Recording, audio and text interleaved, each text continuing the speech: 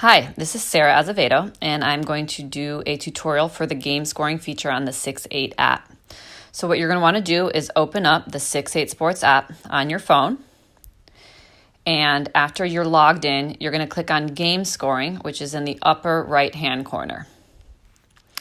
That takes you to My Games. Now, if you hadn't scored any games previously, this section would be blank, but you can see here that I have scored 4 games. So what I'm going to do now for a new game is go down to the bottom right-hand corner where you see the little white plus sign in the dark blue circle, and I'm going to click on that, which allows me to create a new game. So the game title I'm going to put is going to be Azevedo, and you can name your game whatever you want. And then you have to choose teams. Dark team, we'll put Tony, and light team, we'll put Sarah. And then for periods in a water polo game, there are usually 4. So I'm going to choose 4. And period time is usually 8 minutes, although sometimes it's 7 depending on age. So you can choose that. Now I need to select an athlete. So when you click on that box, it's going to take you to the athletes that you have created within your app. I have 2, and that you see that the app does allow you to create multiple profiles for athletes. And if you haven't done one already, you want to do that before you score a game. So I'm going to go ahead and choose Sarah, even though I've never played water polo.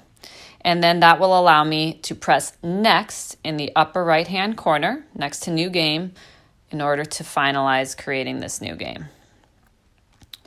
So once it takes me to the game screen, now here's a couple important things to note. We're here in quarter 1 or period 1, and you can see that by the little number 1 that's on the right next to the light 0. That indicates what quarter or period you're in.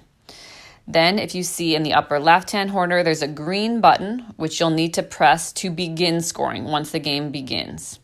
So let's walk you through this. Now, if you know that your athlete is going to start in the game, you can go down to the bottom of the screen. You'll see the out gray button. And if you press that, it's in the middle.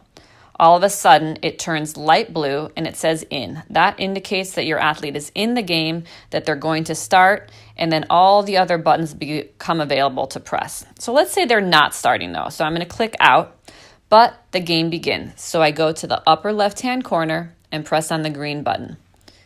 Now you see the clock will start ticking down for this first quarter. So maybe a little bit of the game is passing and all of a sudden I see my son or daughter jump in. I'm going to go down to that out button and put them in the game.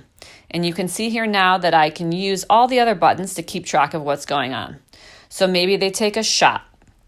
Maybe they take a shot again, and this time it scores a goal. So for that, you have to press both shot and goal.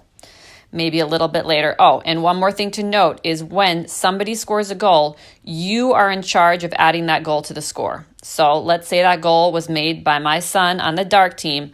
I'm going to go up to the 0 that's above the word dark, and I need to tap on that, and that will increase the score to 1. So you need to keep track of the score for both sides. If somebody on the light team happens to score now, I go and tap on that 0 and add a 1 there for the light side. So the game keeps going. Maybe my son has an assist, so I'm going to tap on that. Maybe a little bit later they have a block. So you can go and you just tap on everything that happens in the game, always remembering to change that score if necessary. I just added a goal to dark. I'll add 1 to light and maybe 1 more to dark later in the game. Another thing that's important to note is that when the clock runs down and the quarter ends, it will not automatically put you in the next period or quarter. You're going to have to indicate that. And the way to do that is by clicking on that little number 1 that's on the right-hand side there. So let's say the clock runs down, which I'm not going to let happen now, and we need to move on to quarter 2.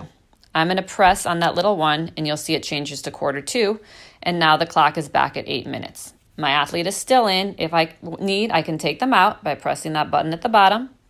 And if they go back in, I press them in again. Now note that you have to start the timer again. So when you're ready, press the green button in the upper left-hand corner, and the clock starts ticking down again. And you can do it all again, keeping track of the score and keeping track of what your athlete is doing in the water.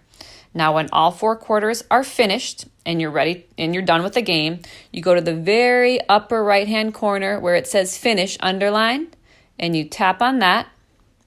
and it says game is over, you can either say cancel if you did that by mistake, or you can say save game, which is what I want to do now. So I'm going to save that game, and it gives me a summary of the final score, of where the game was played, and then of the stats that happened for my athlete during the whole game, including playing time at the end. So I'm going to go ahead here and save, which is in the bottom left-hand corner.